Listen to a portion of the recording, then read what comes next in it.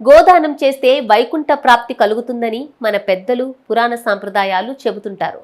అసలు గోవును దానం చేయడానికి అంతటి ప్రాధాన్యత ఎందుకొచ్చింది? సనాతన ధర్మంలో గోవును గోమాతగా ఎంతో పవిత్రంగా భావిస్తారు.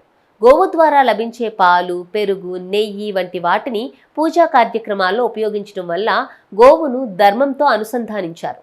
పురాణ ధార్మిక విశ్వాసాల ప్రకారం అర్హులైన వారికి గోవును దానం చేయడం గొప్ప పుణ్యకార్యంగా భావిస్తారు. దీనినే గోదానం అంటారు. ముఖ్యంగా గోదానం అంటే కేవలం ఒక ఆవును మరొకరికి ఇచ్చేయడం కాదు, ప్రాణికి ఆశ్రయం కల్పించడం, ధర్మాన్ని పాటించడం, దానం ద్వారా ఇతరులకు ఉపయోగపడటం అనే భావన ఇందులో ఉంది.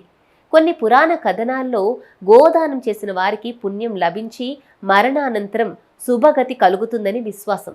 అందుకే గోదానం చేస్తే వైకుంఠ ప్రాప్తి అనే మాట ప్రజల్లో ప్రసిద్ధి చెందింది. అయితే ఒక ముఖ్యమైన విషయం గుర్తుంచుకోవాలి.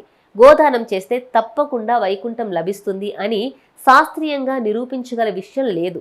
ఇది పురాణాలు, ధార్మిక విశ్వాసాలు, సాంప్రదాయాలకు సంబంధించిన భావన. అందుకే గోదానం చేయాలనుకునే వారు గోవును సంరక్షించగల బాధ్యత గల వ్యక్తికి లేదా గోశాలకు దానం చేయడం మంచిది. ఎందుకంటే దానం విలువ కేవలం ఇచ్చిన వస్తువులో ఉండదు, దానివల్ల ఒక జీవికి కలిగే మేలు, మనసులోని దయ, నిస్వార్థ భావనలో ఉంటుంది.